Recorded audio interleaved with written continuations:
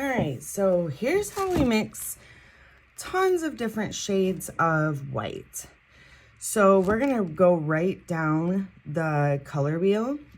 I have cadmium yellow light. Now you don't need these exact colors as far as like the description, you just need a yellow. I have cad orange, naphtha red light, quinacridone magenta, sap green, phthalo blue, and dioxazine purple.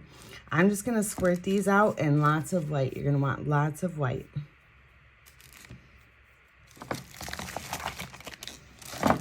How I like to squirt out my colors is right down the rainbow of the color wheel. So I always start with my yellow.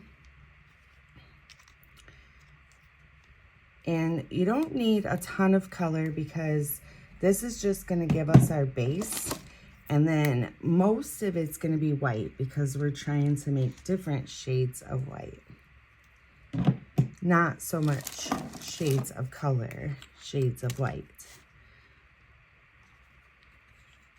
And I'll show you why I set my palette up this way.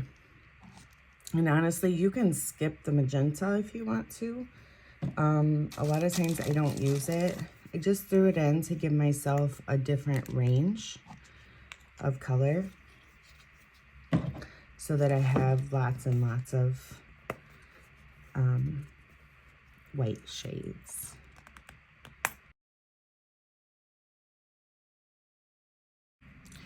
The reason why I do this is because it sets me up to keep my complementaries in mind. So my red and my green, or my magenta and green, those are gonna be my complements. My yellow and blue are gonna be complements, or I'm sorry, orange and blue are gonna be complements. Yellow and purple are gonna be complements. So when I mix, I just start in the middle and I can mix out this way. So let's take a look at how this works.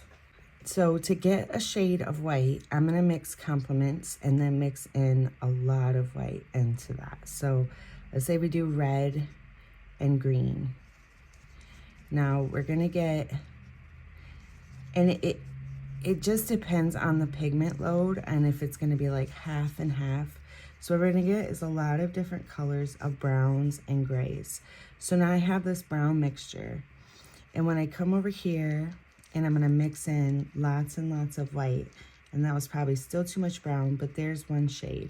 And the more white I mix into this, the more I'm gonna get different shades of this white. So now we have another shade of white. So that's the red and the green.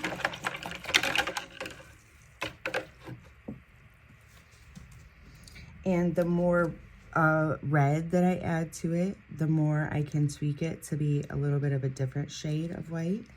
So I can come and add a little bit more red over here and I will get a completely different shade. And this is how you can get 100 shades of white. And that might be a little too pink because that's pink, not so much white. So I'm gonna add more of the complement. So now I have a different shade of white. And the more white I add into that, the more I'm gonna change that shape. And then I could tweak it towards the green a little bit more and get a variety of shades that way. Now we could try the yellow or the orange. I'm determined to call that yellow today. And blue has a ton of pigment, so you just need the tiniest bit of blue to change this. And we got a shade here, so now we'll add a ton of white. And we've got this shade of white. And again, we can tweak it with more blue. We could tweak it with more orange.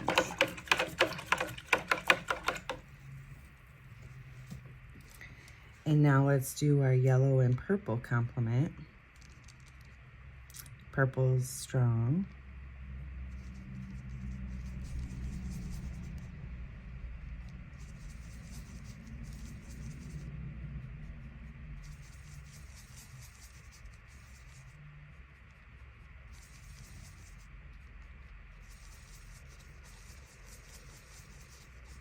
And now we have a shade of gray that's happening here.